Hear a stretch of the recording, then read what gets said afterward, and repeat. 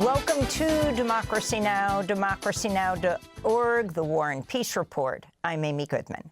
Senate Republicans have rammed through a $70 billion budget reconciliation package to fund Trump's immigration crackdown through 2029. This is in addition to the $170 billion already approved for ICE and Border Patrol last year as part of Trump's so-called One Big Beautiful Bill. Alaska Senator Lisa Murkowski was the sole Republican to vote against the bill early Friday morning. The legislation does not include language that would permanently bar the Trump administration from creating a $1.8 billion slush fund for Trump's MAGA allies, a ban that was backed even by some Republicans. The legislation now heads to the House. This comes as detained immigrants continue to raise alarm over the inhumane, unsanitary, and dangerous conditions they face in ICE jails nationwide amidst a record number of deaths in ICE custody since Trump's return to office. At least 18 immigrants have died in ICE custody since the beginning of the year alone. Meanwhile, the Washington Post reports ICE plans to stop reporting deaths of immigrants that occur within 30 days of being released from custody. Israeli attacks across Lebanon have killed at least 6 people so far today, despite the announcement of an extension of the U.S.-brokered so-called ceasefire. The agreement between Israeli and Lebanese diplomats seeks to create zones inside Lebanon in which Hezbollah operatives would be banned. Hezbollah has not been part of the negotiations, which the group's leader, Naim Qassem, has rejected as a farce. On Thursday, Qassem also warned of more retaliatory attacks unless Israel agrees to a comprehensive ceasefire and withdraws from southern Lebanon. Over 3,500 people have now been killed, more than 10,000 injured in Israeli strikes on Lebanon since early March. Meanwhile, U.S. lawmakers have voted down a resolution seeking to block U.S. military support for Israel's assault on Lebanon. On Thursday, 91 House Democrats joined nearly all Republicans in a vote of 324 to 92 to defeat the resolution authored by Michigan Congressmember Rashida Tlaib, who forced the vote over what she called Israel's genocidal war on Lebanon. Iran's Islamic Revolutionary Guard Corps says there will be no peace in the region until Israeli forces withdraw from Lebanon and has reaffirmed its support for Hezbollah. This comes as the World Food Program warns millions of people face acute hunger due to soaring costs and shortages of fuel and fertilizer due to the closure of the Strait of Hormuz. The UN agency warns the crisis has pushed an additional 2.5 million people in Somalia, 1.3 million people in Sri Lanka, and 2.3 million in Afghanistan into acute food insecurity. In the Gaza Strip, Al Jazeera reports a Palestinian family of 5 was burned alive as they slept in their beds when Israel bombed their home in Gaza City overnight. They were among 9 people killed in the attack. This is a Palestinian man who lost his daughter and his 2 grandchildren. The war did not end. It is a hoax. The war did not end. They're fooling people. Nothing ended. They are martyrs every day. They are martyrs in all places in Gaza every day. What war ended? The war ended from one side only. Since October, when Israel agreed on paper to a U.S.-brokered ceasefire with Hamas, it's killed nearly 950 Palestinians in near-constant attacks on Gaza. Nearly 3,000 others have been wounded in that time. The Trump administration's begun dismantling the Ocean Observatory's initiative, a network of ocean floor sensors that collect critical data on marine ecosystems, ocean currents, and the climate crisis.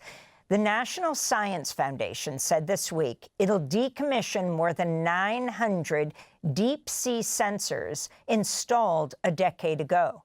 Its closure was recommended by the Heritage Foundation Project 2025 playbook for Trump's presidency. Scientists warn the move will severely degrade efforts to monitor changing climate patterns and could negatively affect weather forecasting and extreme weather alerts. The Trump administration's proposed rule changes to the Federal Register that would give the president and his political appointees far more power to decide how billions of dollars of scientific research grants are awarded. Draft regulations released by the Office of Management and Budget would give partisan political appointees oversight over how grants are awarded to scientists researching everything from vaccine safety to LGBTQ+ health to the climate crisis. Trump appointees would also have the power to terminate active projects and could limit international scientific collaborations. The American Association for the Advancement of Science condemned the proposed rule as a brazen power grab and said it would make future discoveries less likely. The Union of Concerned Scientists warned, quote, it could also give politically connected industries a functional veto over research that might reveal risks associated with products and practices. The White House has announced funding for construction of what would be the first new U.S. coal plants in 13 years.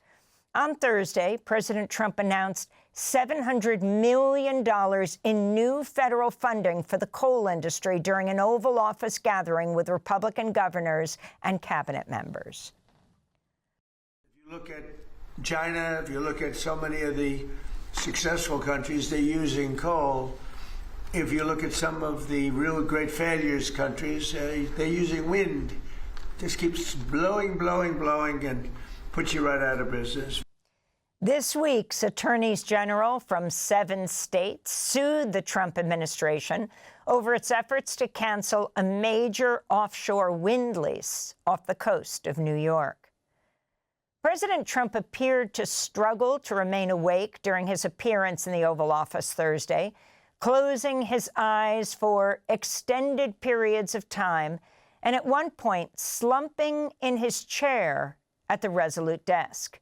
It's the latest in a series of public events where Trump appeared to doze off in full view of the White House press corps. On Wednesday, Secretary of State Marco Rubio testified to a House committee that he'd never seen President Trump fall asleep. That prompted California Congressmember Ted Lieu to accuse Rubio of lying to Congress. Lieu then played video from a December cabinet meeting where Rubio praised Trump's leadership while the president appeared to sleep. You are literally talking about issues of war and peace, and Donald Trump is sleeping right next to you. No, he's not. If Donald Trump cannot stay awake at these important meetings where the cameras are rolling, imagine what he's like when the cameras are not there. So I'm going to ask you, have you been at classified meetings where Donald Trump has fallen asleep or had trouble staying awake? I've never been at any meeting where, and the things you're showing me now, he was not falling asleep.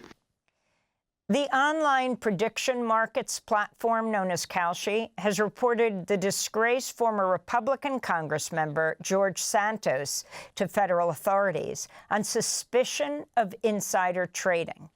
2 sources familiar with the investigation say Kalshi contacted the Commodity Futures Trading Commission and the Department of Justice after Santos placed bets on whether or not he would attend the State of the Union address last February. Santos bet against his own attendance after posting this video to his hundreds of thousands of social media followers.